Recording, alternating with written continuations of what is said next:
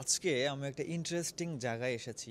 পৃথিবীতে যে 10 জন সাহাবী জান্নাতের সুসংবাদ প্রাপ্ত তার মধ্যে একজন হলেন সাদ বিন আবু ওয়াক্কাস। সাদ বিন আবু ওয়াক্কাস রাদিয়াল্লাহু তাআলা আনহুর কবর এখানে, এটা হচ্ছে গুয়াংজুর চায়নাতে অবস্থিত।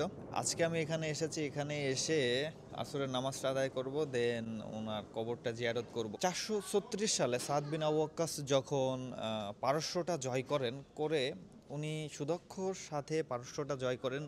জয় করার পরে উনি পারস্য থেকে চায়নাতে আসার পথে চিটাগাং বন্দরে উনি একটা যাত্রা বিরতি করেন। আর উনি হচ্ছেন প্রথম ব্যক্তি যিনি হচ্ছে বাংলাকে ইসলামের সাথে প্রথম পরিচয় করায় দেয়।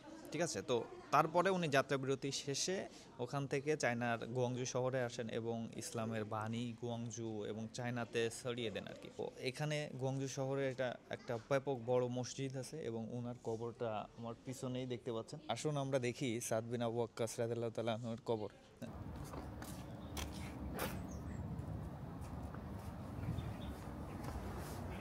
এখানে যে যতগুলো কবর আপনারা দেখতে পাচ্ছেন, এটা হচ্ছে ওনার অন্যান্য সাহাবীদের কবর। সামনে যেটা দেখতে পাচ্ছেন, তো এখানে হাজার হাজার মানুষ আসে এবং কবর জিয়ারত করে। পারস্য বিজয় করার পরে এই চায়নাতে আসেন, এসে এইখানে ইসলামের দাওয়াতটা মানুষের কাছে ছড়িয়ে দেন এবং উনি এখানে এসে চায়নার গংজু শহরে এসে একটা টিউবওয়েল স্থাপন করেন এবং এই টিউবওয়েলটা এখনো মানুষ আসে মসজিদে এসে তার কবর জিয়ারত করে, এসে এখান থেকে পানি পান করে। এখানে লেখা আছে যে 1300 বছর, তার মানে 1300 বছর ধরে এই টিউবওয়েলটা আছে। মুসল্লিরা এখানে আসে এবং তা নামাজ আদায় করে, তার কবর জিয়ারত করে এখান থেকে পানি পান করে।